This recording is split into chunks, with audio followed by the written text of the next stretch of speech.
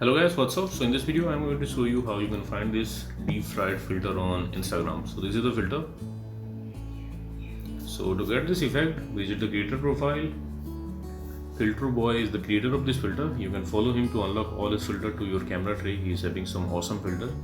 So check in his filter gallery and this is the filter, deep fried.